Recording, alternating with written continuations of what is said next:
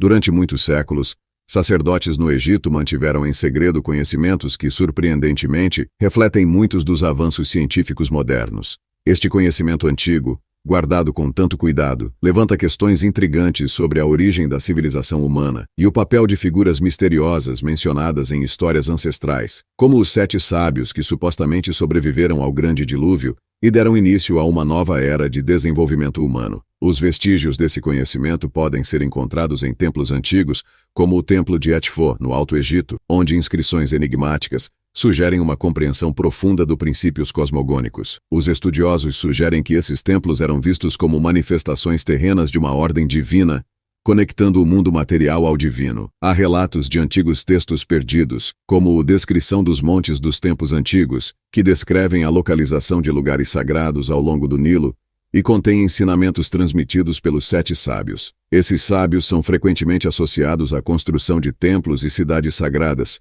como os da região de Giza. No entanto, a identidade e a natureza dos 7 sábios permanecem envoltas em mistério. Embora haja paralelos em diferentes culturas e mitologias, como a história do dilúvio, é difícil discernir a verdade histórica por trás dessas lendas. Alguns sugerem que essas histórias podem conter vestígios de eventos reais, enquanto outros veem nelas apenas mitos e alegorias. Em última análise, explorar essas narrativas antigas nos desafia a repensar nossa compreensão da história humana e a considerar o que elas podem nos ensinar sobre o desenvolvimento da civilização e o papel da sabedoria ancestral. A história de Noé, que estabeleceu os alicerces para uma humanidade melhor ao enfrentar o dilúvio, permanece sem uma data precisa, tornando-se desafiador atribuí-la a um momento histórico específico. Desde 1872, diversas descobertas sugerem que a narrativa bíblica do dilúvio é influenciada por fontes mais antigas, possivelmente de origem egípcia, como os relatos do antigo deus Aya,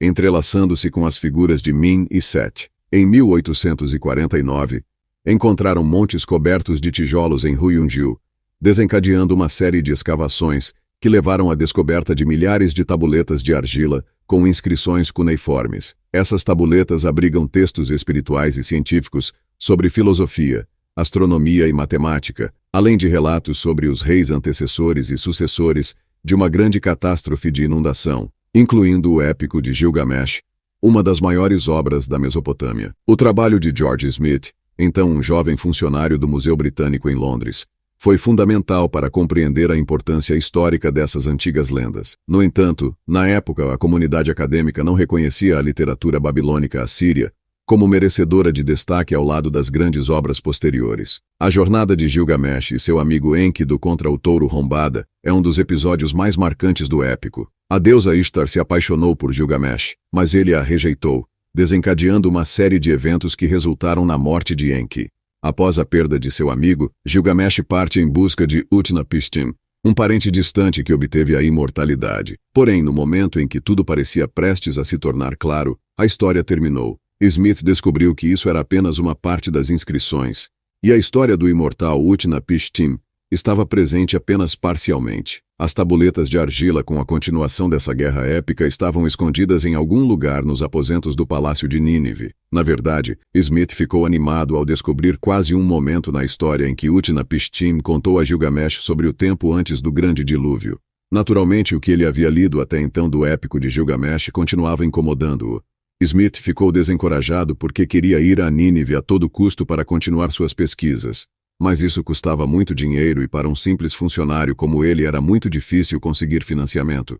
Além disso, quem concordaria em ajudar a encontrar as tabuletas de argila, que poderiam conter evidências de que a Bíblia não oferece as informações mais antigas?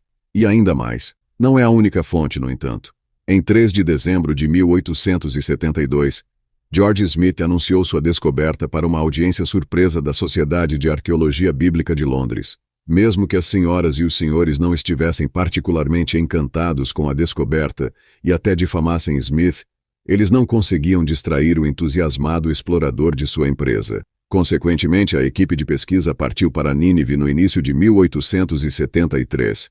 Imediatamente após a chegada, Smith começou a escavação. Sua determinação era extraordinária, e em uma enorme pilha de escombros, George Smith encontrou 384 pedaços de tabuletas de argila, incluindo as partes faltantes da história de Utnapishtim, e os azulejos nos dizem. Muito antes do dilúvio do rio Eufrates, havia uma cidade de Shurapaq.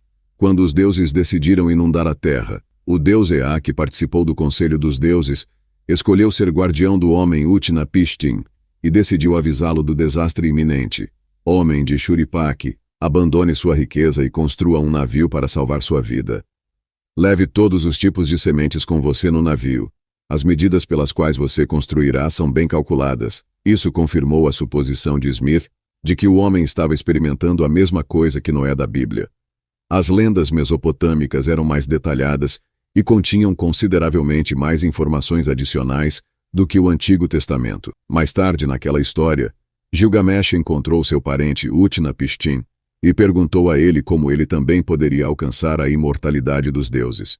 Diga-me, como você teve acesso ao conselho dos deuses e como alcançou a vida eterna? Depois que Gilgamesh e Utnapishtim conversaram por um tempo, este último disse a ele que os deuses tinham um lugar estranho onde uma flor miraculosa crescia e o tornava imortal.